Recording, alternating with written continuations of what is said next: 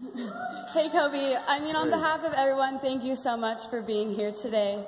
My name is Sarah Hughes. I'm a master's student in the entrepreneurship program. I played on the beach volleyball team as an undergrad, and now I play professionally for Team USA. My question for you is, what did you know and learn at the end of your career that you wish you knew at the beginning?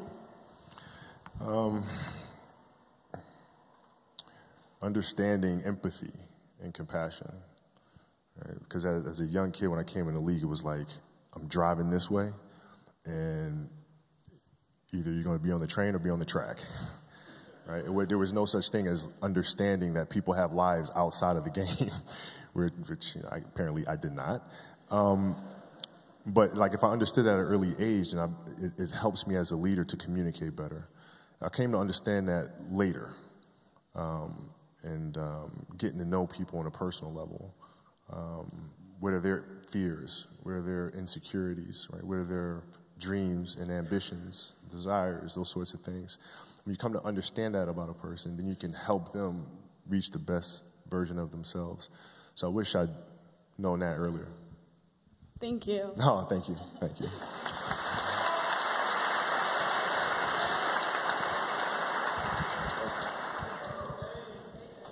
What's up, Kobe? How you doing? What's happening?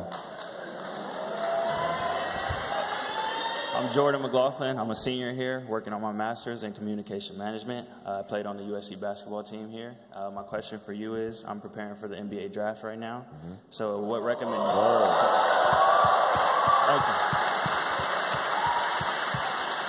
What recommendations do you have for someone on picking an agent? Don't, because it's a dying business. I hope there are no agents in here. It's probably, no, I'm kidding. I was very fortunate because Rob was the kind of agent that worked in collaboration with his players. Right? So my advice to you is find an agent that's going to collaborate with you, not point you here, point you there, right? Or work behind the scenes in the shadows without you knowing what the hell's going on, right? An agent that's going to have you be a part of the meetings, right? Have you in that room, discuss with you, not just pop a contract in front of you, but actually walk you through clause by clause what it is that you're signing or getting into, and get your feedback on it.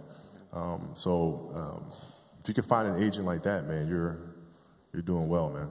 Cool. Appreciate it. You got it, man. Good luck. Thank you. Good luck.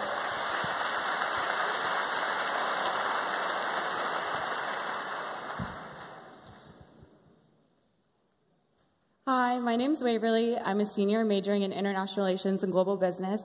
And I've really enjoyed hearing about your different projects and new businesses. And I was wondering if you've had to tone down your competitiveness and your approach in a new work environment. Yeah. More than a little bit. Yeah. No, well, like I said, basketball is different because it's such a direct competition.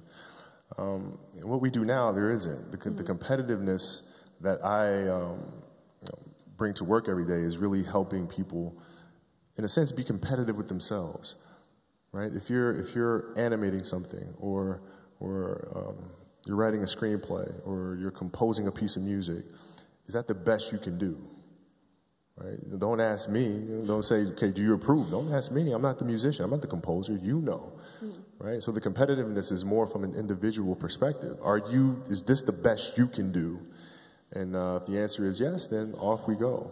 So it's different. Mm-hmm. It's different. Thank you so much. You got it. Very welcome.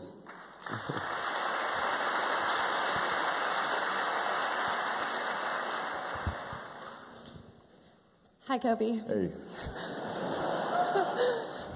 My name is Victoria Yarrick. I'm a junior broadcast journalism major. My daughter came to watch them play, by the way, volleyball, and we were sitting right there, and she was like, oh my God, they hit that ball so hard. That was the first time watching you guys play, so. Thanks for coming. You're always welcome. Thank you.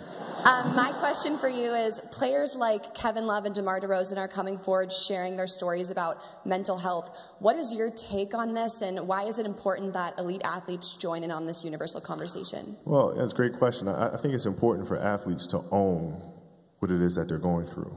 It's awareness, right? I think a lot of times we try to tell children, tell young athletes in particular, that if you have those thoughts and those feelings, that's weakness. That's bad. You shouldn't be feeling that. Which then causes them to feel some type of way about themselves, right? They carry that around with them for the rest of their lives. And I think the most important thing is for us to be aware of what's going on in here. Not that it's bad, good, or indifferent, but it's awareness. And once you're aware of it, then you can choose to walk hand in hand with it, or you can choose to fight it, but you're making that decision. If you just can constantly bury that in the distance, then it starts festering, and it comes up in different ways and manifests itself in different ways. So I think it's unbelievable what DeMar and what Kevin are doing, and hope to see more of it. Thank you. You got it. You got it. Thank you.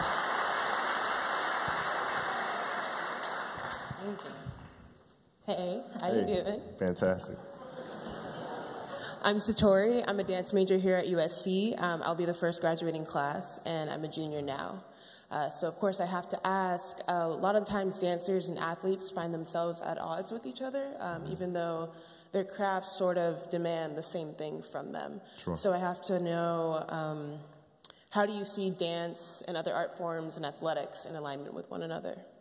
Well, there was a year played Indiana Pacers in the finals. I rolled my ankle really bad. Jalen Rose stepped under me on purpose. He admits it now, finally. And rolled my ankle really, really bad. I came back, finished the series, but I couldn't touch a basketball till mid-September, which was driving me crazy because I couldn't train. But I looked at, this was like the 10th time I rolled my ankle in one season. So I'm looking at that and I'm saying, okay, I got to address that. And so being that I couldn't get on the basketball court, what I did was I took tap dancing lessons.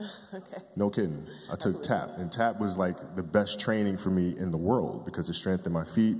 It changed my rhythm and my approach to the game. I was able to change speeds when I came back the following season.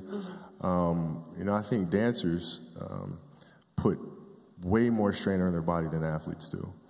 And I think there's a lot that can be learned from that. My daughter took ballet for several years, and I would sit there in the class, right? And I didn't know what I was getting into because I don't know anything about ballet, right? But I'm sitting there in the class, and I'm watching her get the first position, the second position, and I'm learning the structure and the rules that go along with that.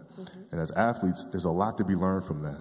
Because if you simply go out there and perform and play, yeah, you'll be great every now and then. But if you play with structure, if you understand the rules that come along with that, the discipline that comes along with that, then you reach another level.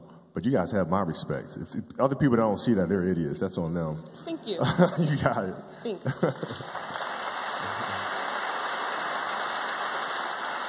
By the way, I was a horrible tap dancer, by the way. That Mamba mentality didn't translate to that shit, man. How's it going, Kobe? Good, man. How you doing? Good. So my name is Malik. I'm a senior studying communication. I'll be earning my master's in communication management. I'm on the football team.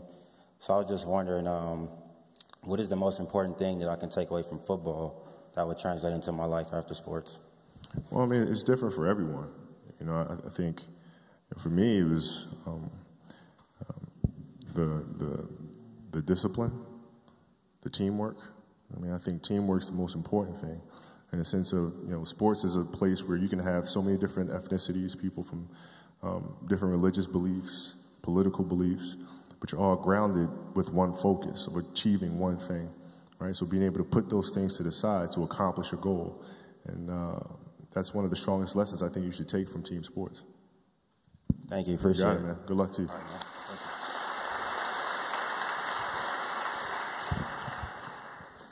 How you doing? I'm Captain Corbin Pierce. I'm a active duty reconnaissance Marine.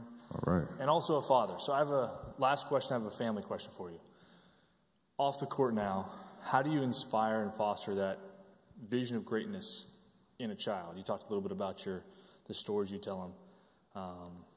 A mentality that's very different than what they see every day in social media and so on.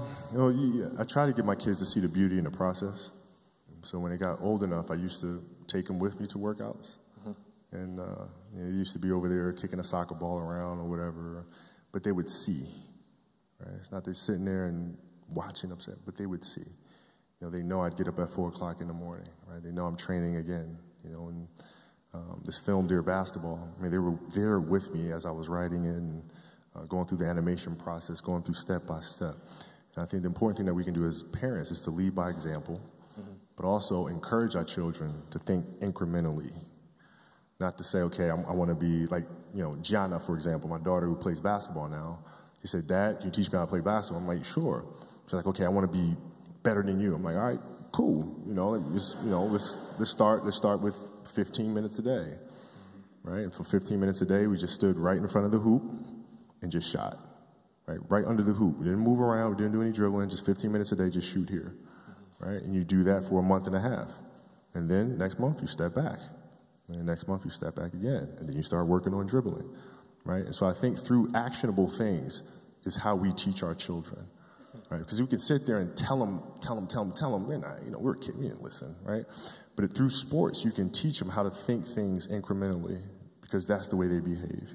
And if it becomes a part of their process in sports, it'll become a part of their process in life as well. Thank you. It's an honor to hear you talk. Thank you. Thank you.